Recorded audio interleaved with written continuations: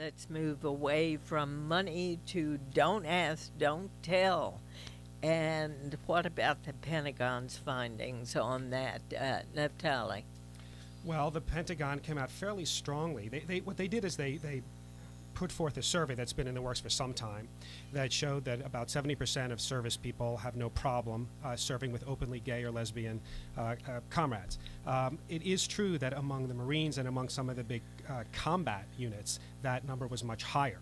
However, the leaders of the military, Defense Secretary Gates and Admiral Mullen, the chairman of the Joint Chiefs of Staff, are very strongly saying, look, we need to move ahead with this. This survey shows it can be done. It's something that we need to move forward with. They are meeting some real resistance, though. I should say. Yeah, Cheryl. I think, frankly, one of the most striking things about this debate was the sight of Senator John McCain, the Vietnam War hero, going head-to-head with Secretary Gates and Admiral Mullen over this.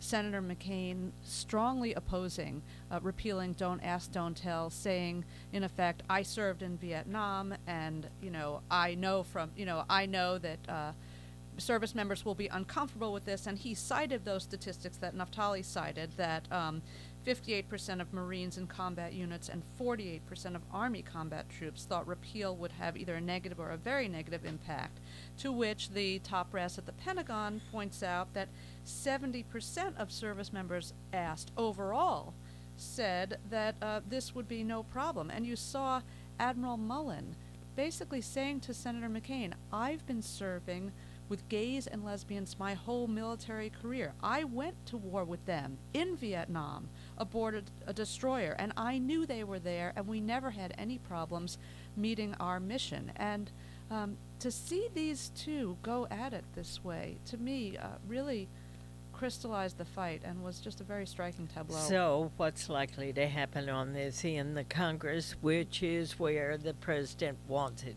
to happen? Well, first thing we've got Senator McCain is going to get some help in his case. The theatrics of yesterday will be matched by theatrics today with the service chiefs will come before the Armed Services Committee, and they will talk about these numbers we've just been talking about, and help McCain make his case that in the actual war fighting, this causes a problem. Now, what happens legislatively? Well, this is blocked behind, although it depends. There's a parliamentary move that allows actually the Senate to perhaps actually take a vote on this. It's a part of the defense authorization. The problem is in the Senate they won't get 60 votes for it, and so it will die. But there are two questions always with any legislation, whether it even can come up for a vote and be filibustered, or whether it gets killed before that. And this will at least be able to be brought up for, or could be brought up for a vote. It would die in a filibuster because of what the Republicans have said about we want to deal with the tax cuts first.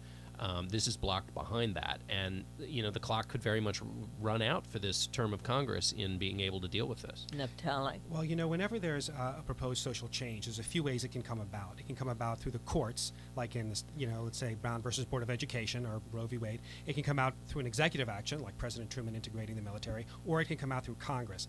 Activists always want it to come out through Congress if possible, because that's the elected representatives of the people.